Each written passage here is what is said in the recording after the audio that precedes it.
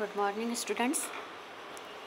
BA second year की class में आज हम पढ़ेंगे राष्ट्रीय आय की अवधारणा एवं महत्व। ये आपका फर्स्ट पेपर है मैक्रो इकोनॉमिक्स का।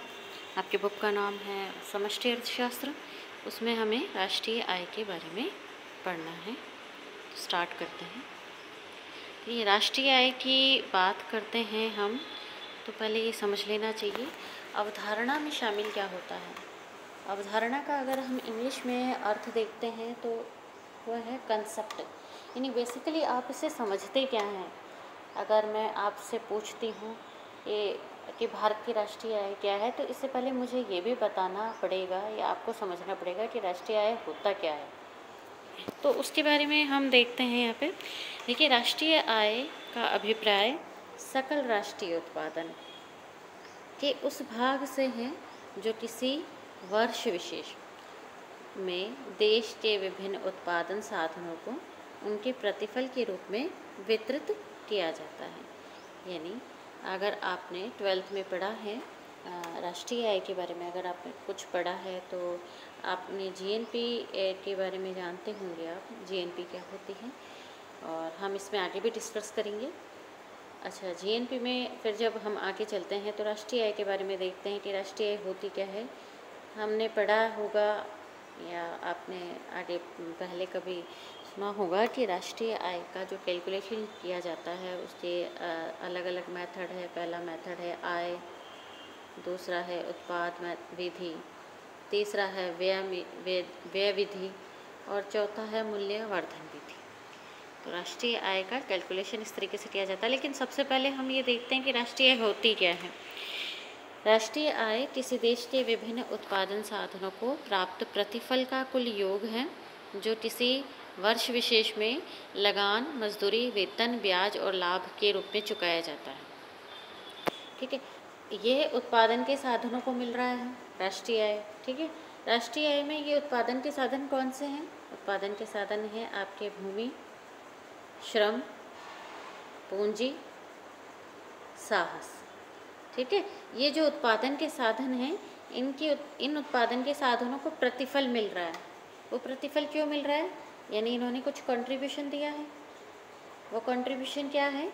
किसी देश की वस्तुओं और सेवाओं के उत्पादन में इन्होंने जो कंट्रीब्यूशन दिया है उसके प्रतिफल के रूप में इनको जो कुछ मिलता है उसका कैलकुलेशन होता है राष्ट्रीय आय।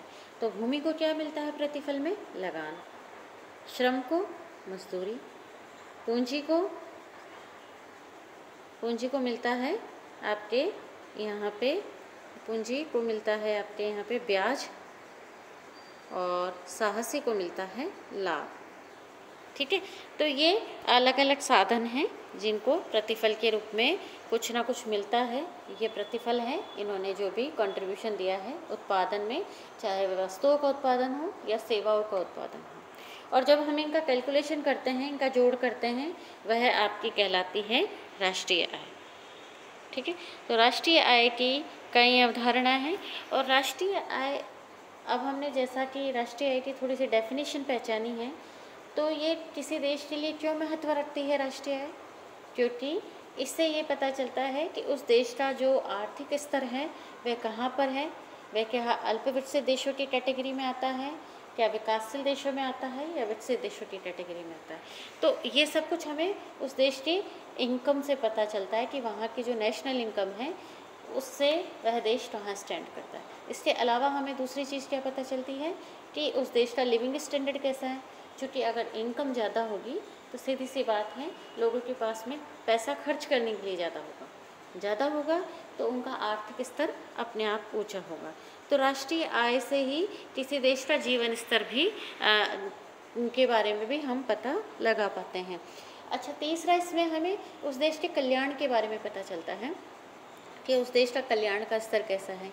क्या वहाँ लोगों को भरपूर खाना मिलता है, या वहाँ लोगों का लाइफ स्टाइल बहुत अच्छा है, हेल्थ फैसिलिटी बहुत अच्छी है, एजुकेशन फैसिलिटी बहुत अच्छी है। तो ये सब कुछ हमें उस देश के इनकम से ही पता चल पाता है। बहुत कुछ हमें वहाँ उस देश की इकोनॉमी के बारे में हमें पता चलता है उस देश की इनकम से। अब आगे ये जो लिविंग स्टैंडर्ड है, इसका हमें पता चलता है कि इनकम का कितना पार्ट कल्याणकारी कार्यों में खर्च किया जाता है। तो ये हम आगे देखेंगे। फिलहाल हम राष्ट्रीय आय के ऊपर ही अपना ध्यान यहाँ पे रखेंगे। राष्ट्रीय आय की अगर हम परिभाषाओं की बात करते हैं तो अलग अलग इकोनॉमिस्ट ने अलग अलग परिभाषाएं दी है। मार्शल ने सबसे विस्तृत दृष्टिकोण अपनाया है। पिगू ने मौद्रिक आधार पे राष्ट्रीय आय को परिभाषित किया है। और फिशर की जब हम बात करेंगे तो इन्होंने उपभोग को आधार माना है। तो सबसे पहले मार्शल की परिभाषा को देखते हैं। मार्शल के अनुसार किसी देश की पूंजी और श्रम का उसके प्राकृतिक संसाधनों पर प्रयोग करने से प्रतिवर्ष भौतिक एवं अभौतिक वस्तुओं तथा सभी प्रकार की सेवाओं की जो शुद्ध सामूहिक उत्पत्ति होती है, इस संपूर्ण विशुद्ध उत्पत्ति को ही देश की वास्तविक राष्ट्रीय आय या देश का आगम या राष्ट्रीय लाभांश कहा जाता है। आप इसका इंग्लिश डेफिनेशन देखिए। Labour and capital of a country acting on a natural resource. ठीक है, यानी अगर मैं नेचुरल रिसोर्स की बात करती हूँ तो भूमि को माना जा सकता है नेचुरल रिसोर्स। ठीक है, और उस देश के लेबर यानी श्रम और पूंजी, श्रम और पूंजी उस देश के भूमि के साथ में जब कार्य करते हैं और प्रोडक्शन करते हैं, उस प्रोडक्शन से जो भौतिक वस्तुएं कौन सी हो गई, जो हमें दिखाई दे पा रही फिजिकली, जिसको हम टच कर पाते हैं। जैसे कि अगर मार्केट से आप अगर फ़ैन लेके आते हैं या मोबाइल लेके आते हैं तो ये क्या है, फिजिकली आपको दिख रही है। ठीक है, इसके अलावा जब और अभौतिक वस्तुएं कौन सी हैं, जो कि दिखाई नहीं दे रही है लेकिन फिर भी आप उसका कंज्यूम कर रहे हैं। जैसे कि डॉक्टर की सेवा है जो कि दिखाई नहीं दे रही है लेकिन डॉक्टर फिर भी सर्विस कर रहा है। टीचर की सेवा है। ठीक है, तो ये सारे अभौतिक वस्तुओं में आ जाएंगे।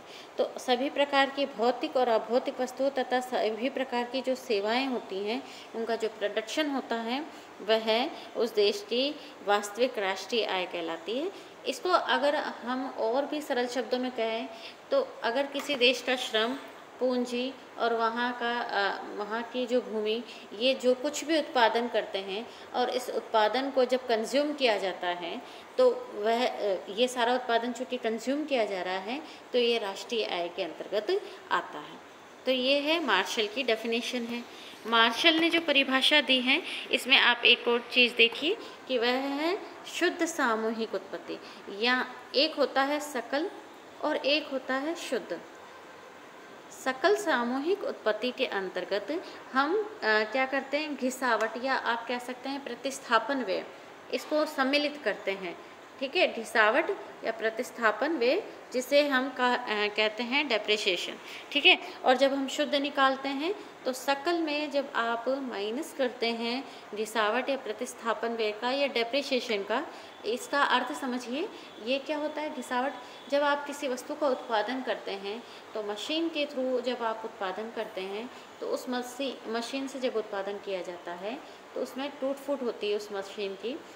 तो जो मशीन की जो आप मरम्मत करते हैं वह आपके डेप्रिसिएशन में काउंट होती है, घिसावट में काउंट होती है। तो मार्शल की परिभाषा क्या हुई, राष्ट्रीय आय क्या है, वस्तुओं और सेवाओं का वार्षिक उत्पादन है। ठीक है, जितनी भी फिजिकल गुड्स बनती हैं और सर्विस, जो भी आप जैसे डॉक्टर की सर्विस लेते हैं या आप पुलिसमैन की सर्विस लेते हैं, तो ये सभी आ गई इसमें।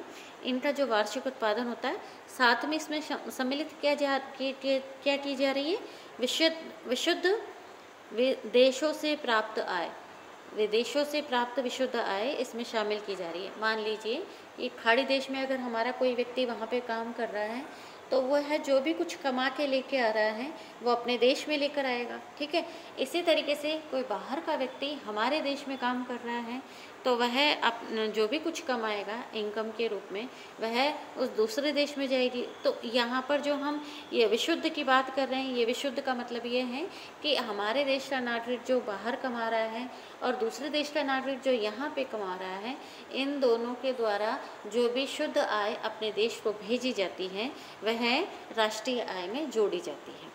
इसमें हम माइनस करेंगे पूंजी की घिसावट और प्रतिस्थापन व्यय। पूंजी की घिसावट यानी कि जो मरम्मत की जाती है उत्पादन के दौरान, मशीनों में टूट फूट होती हैं कुछ इस्तेमाल होने से वंचित रह जाती है, तो ये सारी क्या है, पूंजी की घिसावटें कहलाती हैं। तो इन सब को जब हम यहाँ पे जोड़ते हैं, घटाते हैं, तो वह सारी आपकी राष्ट्रीय आय के अंतर्गत काउंट होती है। मार्शल की परिभाषाओं की मुख्य बातें अगर हम देखें तो पहली चीज़ इसमें जो बताई है, वार्षिक आधार पर गणना की जाती है। अगर हम बात करें राष्ट्रीय आय की, तो राष्ट्रीय आय बहुत एक्चुअली में इसको काउंट करना थोड़ा डिफ़िकल्ट हो जाता है, और आप चूँकि पूरी नेशन की इनकम को आप उसमें कैलकुलेट कर रहे हैं, तो ये बहुत बड़ा काम हो जाता है। तो इसकी जो गणना की जाती है वार्षिक आधार पे की जाती है, यानी हर एक वर्ष इसकी गणना की जाती है। और ये हर एक वर्ष क्यों की जाती है, ताकि हमें पता चल सके कि देश में एक नेशनल इनकम है जो बढ़ रही है या गिर रही है, उसकी रफ्तार कैसी है, इसलिए हम इसको वार्षिक आधार पे काउंट करते हैं। दूसरा है, राष्ट्रीय आय में देश के उत्पत्ति के साधनों की शुद्ध भौतिक एवं अभौतिक तथा सभी सेवाओं की शुद्ध सामूहिक उत्पत्ति को सम्मिलित किया जाता है। शुद्ध सामूहिक उत्पत्ति कैसे ज्ञात की जाती है, जैसा कि मैं आपको बता चुकी हूँ कि आप सकल में से माइनस करेंगे घिसावट को या प्रतिस्थापन व्यय को या मूल्यह्रास को, डेप्रिसिएशन, ठीक है। ये जब आप करेंगे तो आपको शुद्ध की प्राप्ति होगी। ये शुद्ध क्या है, हम इसमें शुद्ध को क्यों ले रहे हैं, क्योंकि ये मूल्यह्रास जो है ये मशीनों के लिए किया जाता है। यानी अगर कोई मशीन ख़राब होती है तो उसकी जब मरम्मत की जाती है तो वो उसमें जो खर्चा किया जाता है, चूँकि वो एक तरीके से क्या है, आपका एक्सपेंडिचर हो गया है, इनकम नहीं है, वो एक्सपेंडिचर का पार्ट हो गया एक तरीके से। इसलिए आप कह सकते हैं कि हम चूँकि इनकम को काउंट कर रहे हैं और यहाँ एक्सपेंडिचर हो रहा है, तो इस एक्सपेंडिचर को हमें अलग करना होता है। तो ये आपके शुद्ध उत्पत्ति को हम इसमें सम्मिलित करते हैं। इसमें वस्तुओं और सेवाओं की दोनों की गणना की जाती है। राष्ट्रीय आय में उन वस्तुओं और सेवाओं को नहीं जोड़ा जाता जो व्यक्ति स्वयं अपने लिए अथवा मित्रों एवं संबंधियों के लिए निःशुल्क सेवाएं और अपनी व्यक्तिगत वस्तुओं से लाभ अथवा कर मुक्त फल आदि सामाजिक सेवाओं से प्राप्त करता है। मान लीजिए आपका खेत है, अगर आप अपने खेत में कार्य कर रहे हैं, तो चूँकि आपने वहाँ पर अपना श्रम दिया है, तो उसके बदले में आपको वो मजदूरी नहीं मिलेगी, क्योंकि वहाँ आप अपना खुद का काम कर रहे हैं। या फिर इसको एक और उदाहरण से हम देख सकते हैं, घर में जो हम काम करते हैं, जो हमारी मदर हमारा काम करती, तो वो है क्या है कि राष्ट्रीय आय में कैलकुलेट नहीं की जाती। वैसे मदर वाला कंसेप्ट कुछ अलग है, उसको हम आगे डिटेल में डिस्क्राइब करेंगे, लेकिन जब व्यक्ति खुद के लिए कार्य करता है तो उसको हम राष्ट्रीय आय में सम्मिलित नहीं करते हैं। आगे है, इसमें विदेशों में निवेश से प्राप्त आय जोड़ी जाती है, ठीक है। चूँकि आप जैसा कि मान लीजिए कि अगर आप किसी देश के अंदर इन्वेस्टमेंट कर रहे हैं, तो उसके बदले में आपको रिटर्न में इनकम तो प्राप्त होगी, तो उस इनकम को भी इसमें जोड़ा जाएगा, तो ये राष्ट्रीय आय में सम्मिलित होते हैं। इस प्रकार राष्ट्रीय आय के जो मुख्य अंग हैं ये हैं, इसमें शुद्ध भौतिक और अभौतिक वास्तविक उत्पादन होता है, सभी प्रकार की सेवाएं जोड़ी जाती हैं। आप अपने लिए जो कार्य कर रहे हैं वह इसमें नहीं जोड़ा जाएगा, लेकिन आप उसी कार्य को करने के लिए किसी और व्यक्ति को हायर करते हैं, तो चूँकि आपको उसको पैसा देना पड़ता है, तो वह इनकम में जोड़ा जाएगा, ठीक है। अगर मान लीजिए आप बागवानी करते हैं अपने ही गार्डन में, तो वह आपकी तो उसमें आपने चूँकि अपना खुद का लेबर लगाया है, तो आपको कोई मजदूरी तो नहीं मिलेगी, तो वह नेशनल इनकम में काउंट नहीं होगी। लेकिन अगर आप कोई माली हायर करते हैं उस काम के लिए, तो उसको आपको पे करना पड़ेगा और वह उसकी इनकम कहलाएगी, तो वह नेशनल इनकम में जोड़ी जाएगी। अब चूँकि मार्शल की हमने डेफिनेशन देखी, मार्शल की डेफिनेशन की अगर हम आलोचनाओं को देखते हैं, तो इसमें आलोचना है कि चूँकि देश में बहुत सारी वस्तुओं और सेवाओं का उत्पादन किया जाता है, तो हम इतनी सारी वस्तुओं को कैलकुलेट कैसे कर पाएंगे, इतनी सारी सेवाओं को हम कैसे कैलकुलेट कर पाएंगे, ये बड़ा मुश्किल काम हो जाता है।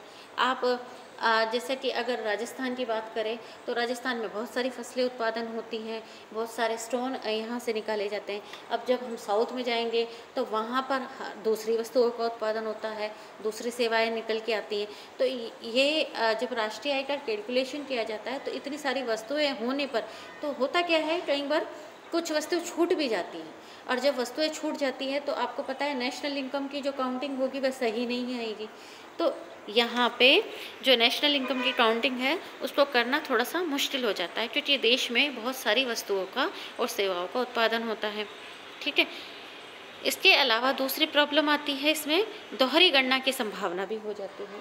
मान लीजिए किसान है, गेहूं का उत्पादन किया उसने, तो गेहूं के उत्पादन करने के बाद में जब वो उसे बेचता है तो उसके पास में जो इनकम आएगी वो, अगर मान लीजिए उसको हमने काउंट किया, आगे जाके वह गेहूं आटे वाले के पास में जाता है। आटे वाला मान लीजिए इसको दो तरीके से उपयोग में ले सकता है, या तो इसे किसी घरेलू व्यक्ति को दिया जा सकता है तो उसके पास में पैसा आएगा। दूसरा ये है कि अगर वो उसे ब्रेड बनाने के लिए देता है, किसी कंपनी को देता है ब्रेड बनाने के लिए, तो ब्रेड बनाने वाली कंपनी क्या करेगी, ब्रेड बनाने के बाद में उसको जो बेचेगी तो वह उसकी इनकम में काउंट होगा। तो डबल काउंटिंग की प्रॉब्लम हो जाती है। इसी का एक और उदाहरण हम देख सकते हैं कि जैसे गाड़ी होती है 4 व्हीलर, जिसमें तो जब हम उसको खरीदते हैं तो वह कि जिस कंपनी ने उसका निर्माण किया है उसके लिए वह नेशनल इनकम हो जाती है। लेकिन उस कंपनी ने भी तो कहीं से टायर खरीदे होंगे, तो वो जो टायर उसने जहाँ से खरीदे होंगे, इसके अलावा और कुछ ऑटोमोबाइल्स के कुछ और दूसरे पार्ट्स लिए होंगे, तो वह भी तो उसको पे करेगा। तो वहाँ जो वो पे करेगा वो किसी दूसरे की इनकम हो जाएगी। तो आपने क्या है, एक तरफ तो टायर आप जब खरीद रहे हो तो उन टायर के लिए जो आप पे कर रहे हो वो किसी दूसरे की इनकम हो गई। इसी तरीके से जब आप कार बेच रहे हो और उस कार को बेचने से जो आपको इनकम प्राप्त हो रही है वो आपकी नेशनल इनकम, आपकी इनकम में आ गई वो एक तरीके से। तो यहाँ पे जो टायर है इसकी 2 बार आप काउंटिंग कर रहे हैं इनकम में, एक तरफ तो आप जब टायर में और एक तरफ जब कार खरीद रहे हैं उस समय आप, तो ये डबल काउंटिंग की प्रॉब्लम इसमें आती है। इसको दूर करना बहुत ज़रूरी है, क्योंकि डबल काउंटिंग जैसे ही होती है नेशनल इनकम आपकी ओवर कैलकुलेट हो जाती है। ठीक है, अधिमूल्यित हो जाती है। नेक्स्ट है, किसी वस्तु में किसी वर्ष में उत्पादित वस्तुओं के केवल उस भाग का मूल्यांकन होता है जो बाजार में बिक्री के लिए आता है। अतः ऐसी वस्तुओं की मात्रा भी कम नहीं है जो स्वयं के उपभोग के लिए रख ली जाती है, जैसे कि किसान द्वारा अपने उपभोग के लिए रखा गया गेहूँ। नॉर्मली होता है कि जो कृषक होते हैं जब वो उत्पादन करते हैं तो ऐसा तो नहीं है कि वह जितना उन्होंने उत्पादन किया है वह सारा मार्केट में लेकर आके बेचते हैं, उसका कुछ भाग वह अपने पास में भी रखते हैं। तो जिस भाग को वह अपने पास में रखते हैं वो नेशनल इनकम में काउंटिंग में नहीं आती हैं। जबकि अगर आप इसको ऐसा भी देखिए कि अगर वो किसान उत्पादन नहीं करता तो भी तो वह बाहर से जाकर अपने लिए भोजन की व्यवस्था करने के लिए गेहूँ खरीदता, तो वहाँ पर भी तो वह अपने एक्सपेंडिचर करता।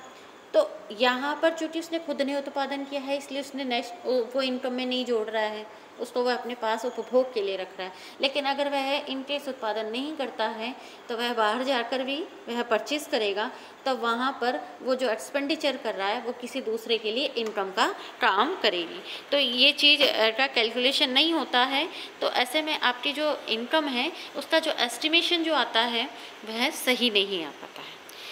नेक्स्ट है, किसी देश की राष्ट्रीय आय वस्तुओं और सेवाओं के रूप में व्यक्त किए जाने से उनकी व्यवहारिक उपयोगिता कम है, एक सामान्य मापदंड होना चाहिए। इन आलोचनाओं के बाद में भी हम कह सकते हैं कि राष्ट्रीय आय की जो कैलकुलेशन कर रहे हैं या जो कंसेप्ट मार्शल ने दिया है वह काफ़ी सरल है और काफ़ी स्पष्ट भी है। नेक्स्ट हम देखते हैं पेगू की परिभाषा। पेगू ने मौद्रिक दृष्टिकोण से बात की है। पेगू के अनुसार राष्ट्रीय आय के संबंध में वह कहते हैं, राष्ट्रीय आय किसी समुदाय की वास्तविक आय जिनमें विदेशों से प्राप्त आय भी शामिल है का वह भाग है जिसे मुद्रा के रूप में मापा जा सकता है। एक्चुअली में हम यहाँ बात कर रहे हैं कि इसमें अगर मार्शल की परिभाषा देखते हैं तो जितना भी आपने प्रोडक्शन किया है वो सारा राष्ट्रीय आय में कैलकुलेट होगा। यहाँ ये कहते हैं कि सिर्फ वही भाग राष्ट्रीय आय में सम्मिलित होगा जिसे मुद्रा के रूप में मापा जा सकता है। ठीक है, तो पेगू की परिभाषा मार्शल की परिभाषा से काफ़ी ज़्यादा सरल हो गई है। इसने मार्शल ने जो हमें कंसेप्ट दिया है राष्ट्रीय आय का, उससे काफ़ी सिंपल कंसेप्ट पेगू से हमें प्राप्त हो रहा है। यानी कि इस परिभाषा में केवल हम उन्हीं वस्तुओं और सेवाओं को सम्मिलित करेंगे राष्ट्रीय आय में जिनको हम मुद्रा में माप सकते हैं, यानी जिसको हम मनी देकर खरीद सकते हैं वह राष्ट्रीय आय में कैलकुलेट होगा। ठीक है, तो यहाँ पर उन वस्तुओं और सेवाओं का जिनका मुद्रा में माप हो सकता है, जिनकी उत्पत्ति भौतिक उद्देश्य से न की जाती हो, राष्ट्रीय आय में सम्मिलित नहीं होगा। अगर मान लीजिए एक अध्यापक अपने बच्चे को पढ़ाता है तो वह राष्ट्रीय आय में सम्मिलित नहीं होगा, क्योंकि वहाँ पर वह मनी में बार्गेनिंग नहीं होगी उनके बीच में। अपने विद्यार्थी से एक अध्यापक को फिर भी सर्विस के लिए वो पेमेंट मिलता है, लेकिन अगर वह अपने ही बच्चे को पढ़ा रहा है तो ऐसे में वो पेमेंट, वहाँ पर वो पेमेंट सिस्टम नहीं होगा, तो ये है इनकम में काउंट नहीं होगा। पीगू कह रहा है कि वह सभी वस्तुएं और सेवाएं जो मुद्रा में मापी जाती हैं वह नेशनल इनकम में काउंट होगी।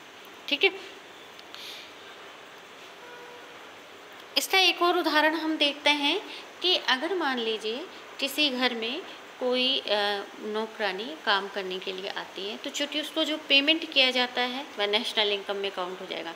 लेकिन अगर सपोज कीजिए कि ऐसा नहीं हो के, अगर मान लीजिए आपके घर में ही कोई फीमेल पर्सन कोई काम कर रही है तो उसके लिए आपको वो पेमेंट नहीं करना होता है, तो वह नेशनल इनकम में काउंट नहीं होगा, जबकि वह भी तो प्रोडक्शन ही है। तो यहाँ पर पीगू ने बहुत संक्षिप्त में हमें ये समझाया है कि राष्ट्रीय आय में उन्हीं वस्तुओं को और सेवाओं को सम्मिलित किया जाए जिनको हम मुद्रा के रूप में माप सकते हैं। पीगू की परिभाषा की सबसे मुख्य बात यह है कि वह द्रव्य रूपी मापदंड का उपयोग राष्ट्रीय आय को मापने के लिए करता है। उसने राष्ट्रीय लाभांश की धारणा को निश्चित एवं व्यवहारिक बनाया और मार्शल की परिभाषा के दोषों को दूर भी किया है। आलोचनाओं की बात करें तो इसमें है समान प्रकार की वस्तुएं एवं सेवाएं एक परिस्थिति में तो राष्ट्रीय आय में शामिल होती है अगर उनका मुद्रा से मूल्यांकन हो, तथा दूसरी परिस्थिति में अगर उपेक्षा हो तो यह उपयुक्त नहीं होती। जैसे कि हम नौकरानी की जब सेवाओं की बात लेते हैं तो उससे हम राष्ट्रीय आय में कैलकुलेट करते हैं, लेकिन जब वही नौकरानी अगर मान लीजिए कि कोई हाउस होल्ड अगर उससे शादी करता है और वह पत्नी के रूप में काम करती है तो वह राष्ट्रीय आय में सम्मिलित नहीं होती है। दूसरा है जिन देशों में वस्तु विनिमय प्रणाली है वहाँ पर राष्ट्रीय आय काउंट करना मुश्किल हो जाता है। ठीक है, नेक्स्ट है ये संकीर्ण दृष्टिकोण को अपनाती है। ये केवल मुद्रा द्वारा विनिमय की जाने वाली वस्तुओं को ही राष्ट्रीय आय में सम्मिलित करती हैं। चौथा है मार्शल की भांति अनेक ऐसी वस्तुओं का छूट जाना स्वाभाविक है जो मुद्रा द्वारा विनिमय नहीं की जाती हैं। जैसे किसान द्वारा स्वयं के उपभोग के लिए रखा गया अनाज मुद्रा के रूप में काउंट नहीं होता है। खुद के उपभोग हेतु खुद का जो मकान होता है वह भी मुद्रा में काउंट नहीं होता है। तो ऐसी कई ऐसी वस्तुएं जिन्हें हम ना चाहते हुए भी हमें छोड़ना होता है तो वह राष्ट्रीय आय में कैलकुलेट नहीं होती है।